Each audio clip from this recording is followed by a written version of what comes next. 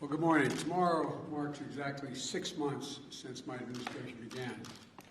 I think it's a fitting moment to take a look at our economy, where we were 6 months ago, what we've achieved since then, and what I believe I believe where we're headed. Before I took office, there were a lot of folks out there making some pretty bold predictions about how things would turn out. You might remember some of the predictions. That if I became president, we'd, quote, see a depression, the likes of which we've never seen, end of quote. Well, it's true that the economy was sputtering before I got here, adding only 60,000 jobs per month for 3 months before I was sworn in. But now, 6 months later, we've changed that. We've gone from 60,000 jobs per month to 60,000 jobs every 3 days. More than 600,000 jobs per month since it took office. More than 3 million new jobs all told. That's the fastest growth, I'm told, at this point in any administration's history. Another prediction, that is my favorite one, I must add, is that if I got elected, I'd bring the end to capitalism. I never understood that one, but we've heard an awful lot. Well, in 6 months into my administration, the U.S. economy has experienced the highest economic growth rate in nearly 40 years. And we know we knew that we needed to launch a wartime effort to get America vaccinated and pass a powerful American Rescue Plan. We did both those things. And now the forecasters have doubled their projections for growth this year in the economy to 7% or higher. In fact, the U.S. is the only developed country in the world where growth projections today are stronger than they were before the pandemic hit.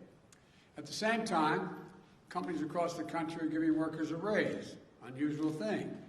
And the number of new unemployment claims has been cut by more than half since I took office.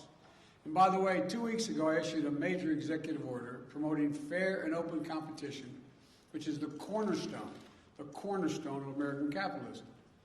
Banning non-compete clauses that suppress workers' wages, lowering the price of things like hearing aids, prescription drugs, internet service, along with dozens of other actions. Folks, it turns out capitalism is alive and very well. We're making serious progress to ensure that it works the way it's supposed to work, for the good of the American people. So for all those predictions of doom and gloom 6 months in, here's where we stand.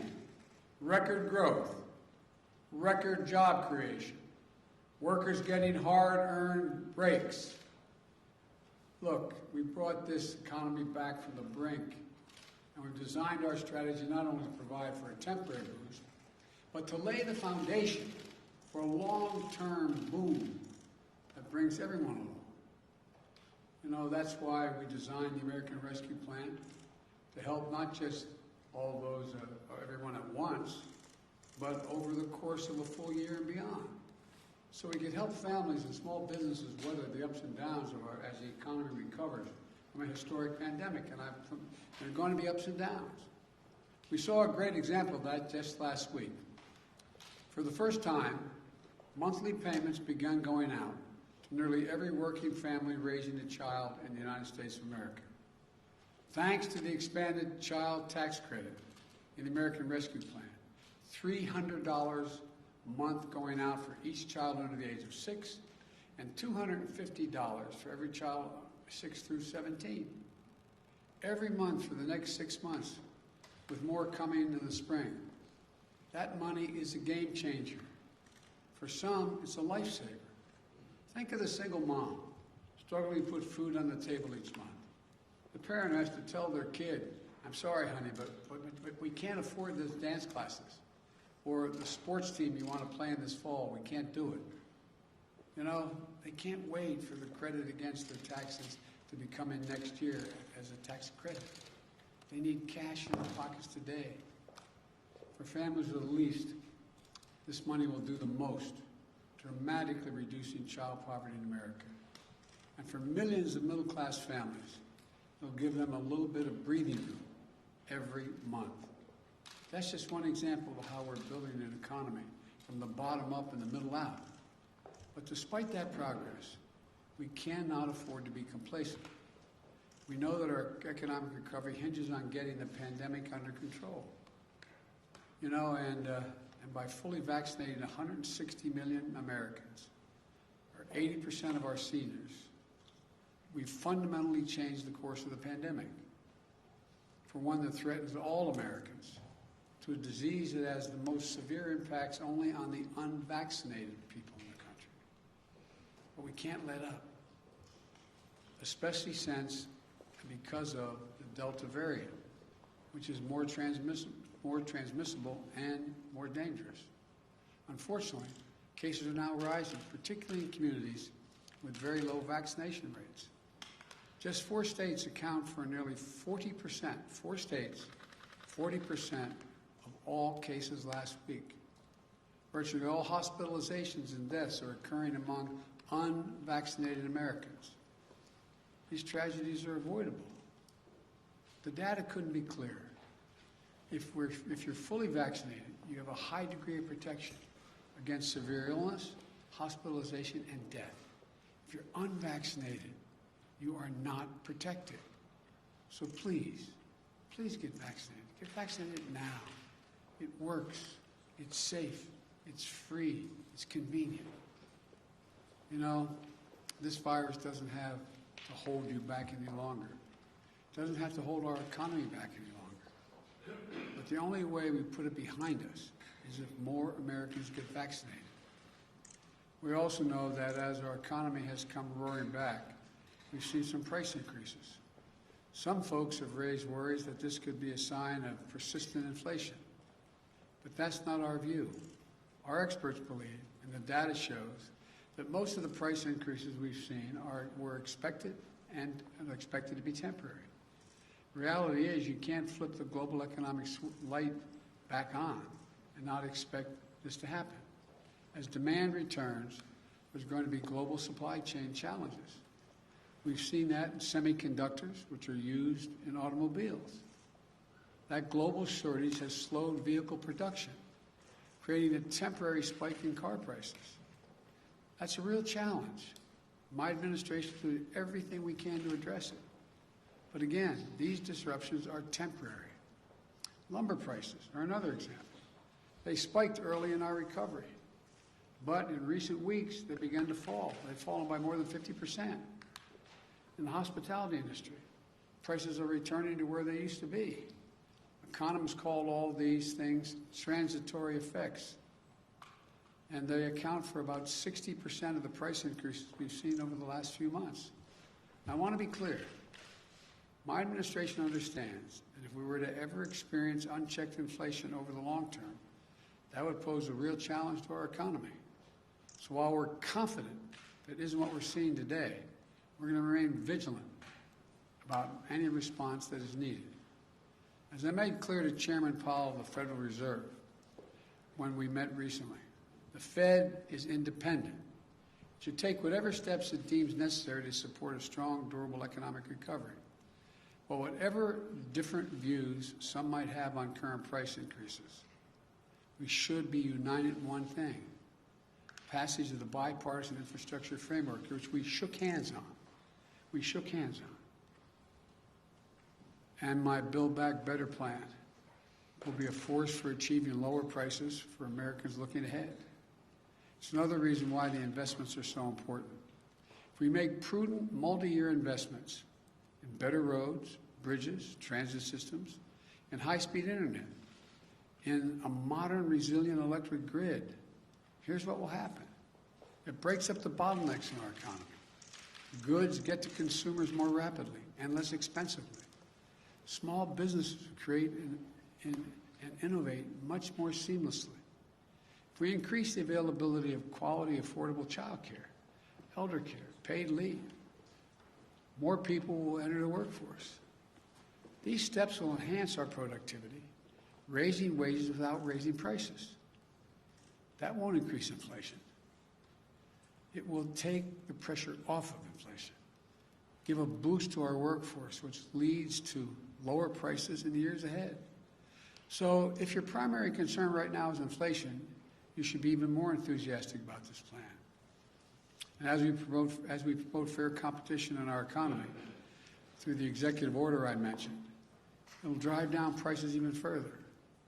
New businesses will get in the game, competing against those giant corporations who have been free to ramp up prices because they haven't had any real competition. Look, the bottom line is this.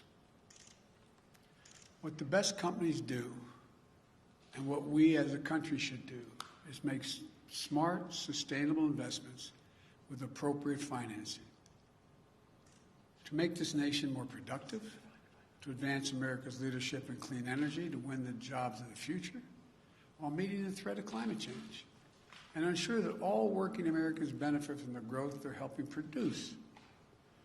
The independent experts who have analyzed my plans have found that they would do just that, expand output, and enable millions of Americans to enter the labor workforce. Now, just this year, not just for the next, but not just this year, but for decades in the future.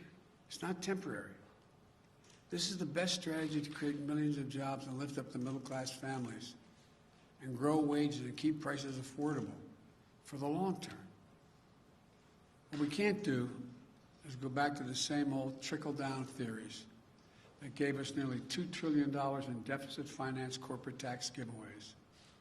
It did nothing to make our economy more productive or resilient. The same people who cheered on that approach are now telling us it isn't a problem if big companies have actually to compete for workers and offer them a fair wage with some dignity. I could not disagree more. We can't go back to the old failed thinking. We need to grow the economy from the bottom up and the middle out, as I said before. The investments I'm proposing are investments the American people want and investments that our country needs. And if we get this done, a wide range of independent forecasters project that it will have an incredibly significant impact on GDP and jobs, good-paying jobs with prevailing wages. And a majority of these jobs will go to people without a college degree. I've said it before, and it's true. This is a blue-collar blueprint for building an American economy back. Simply put, we can't afford not to make these investments. And we're going to pay for them responsibly as well, by ensuring that our largest corporations, and the very wealthiest among us, pay their fair share, by reforming our international tax system with a minimum global tax, which we've led the world to agree to. Let me close with this. When I arrived in office, it had been a long time since the government had worked for the people. Things had been great for big corporations and folks at the top. Those 55 major corporations that paid zero in income tax while making billions in profits, they had no complaints. When I took office, I made a commitment to the American people, that we're going to change that paradigm. So working families could have a fighting chance again, to get a good education, to get a good job and a raise, to take care of the elderly parent or the child with a disability, and still be able to go out and earn a good living. To stop losing hours of their lives stuck in traffic because the streets are crumbling or waiting for slow, spotty internet to connect them to the world. That's what the economy we're building is all about. That's why we passed the American Rescue Plan. And that's why we need investment in the bipartisan infrastructure framework and my Build Back Better plan. Our economy's come a long way over the last 6 months. Can't slow down now. We can make this boom we're experiencing today one that will ensure that all Americans have an opportunity to share in it for years to come. And we can show the world that American democracy can deliver for the people. I look forward to continuing to build this economy. I'm incredibly optimistic about what we're going to be able to build together in the next 6 months and the years to come. Thank you all for listening, and may God bless you, and I'll take a few questions. Mr. President, you said last week that companies and platforms like Facebook are killing people by letting misinformation. Let me be precisely what I said. I'm glad you asked me that question. One, I had just read that on the Facebook pointed out that it was pointed out that Facebook of all the misinformation, 60% of the misinformation came from 12 individuals. That's what the article said. So I was asked that question about what do I think is happening. Facebook isn't killing people. These 12 people are out there giving misinformation. Anyone listening to it is getting hurt by it. It's killing people. It's bad information. My hope is that Facebook, instead of taking it personally, that somehow I'm saying Facebook is killing people, that they would do something about the misinformation, the outrageous misinformation about the vaccine. That's what I meant. Have they done enough, in your opinion, to stop? I haven't, to be completely honest with you, I don't know if they did anything today. Up to over the weekend, I don't think they had, but I don't know. I don't know the answer to that question. Will you hold them accountable if they don't do more to stop the spread? When you say hold accountable, I just want to, I'm not trying to hold people accountable. I'm trying to make people look at themselves, look in the mirror. Think about that misinformation going to your son, your daughter, your relative, someone you love. That's what I'm asking, all the way in the back. Thank you, Mr. President. At what point would you consider inflation unchecked to a point at which you would either consider taking action or you would want to see the Fed takes action? And secondly, why do you believe that the budget bill is appropriate legislation for a pathway to citizenship? Well, first of all, I think we need to find pathways to citizenship. The budget bill is an appropriate way to get around the filibuster to be able to make a judgment as to whether or not they should have a pathway. That's for the parliamentarian to decide, though, not for Joe Biden to decide. The first part of the question was? It was on inflation. You mentioned unchecked inflation. There's nobody suggesting there's unchecked inflation on the way. No serious economist. That's totally different. I mean, look, the stock market is higher than it has been in all of history, even when it's down this month. Even down this month. Now, I don't look at the stock market as a means by which to judge the economy like my predecessor did. But he'd be talking to me every day for the last 5 months about how the stock market is so high, higher than any time in history, still higher than any time in history. So that's not how I judge whether or not we have economic growth. Mr. President, on China and cyber hacking. She jumps up before you do. Effectively, your administration is naming and shaming China, but no sanctions. Why, and is that effective enough? They're still determining exactly what happened. The investigation is not finished. Thank you all very much. I'm trying real quick. What is your understanding of the biggest difference between what they've done versus what Russia's done in terms of cyber hacking? That'd take a longer explanation. We have all the time in the world. No, we don't. I have to go see the King of Jordan. Just one quick follow-up on 300. Look, to the best of my knowledge, and I'm getting a report tomorrow morning on this, a detailed report, my understanding is that the Chinese government, not unlike the Russian government, is not doing this themselves, but are protecting those who are doing it, and maybe even accommodating them being able to do it. That may be the difference. Thank you. Mr. President,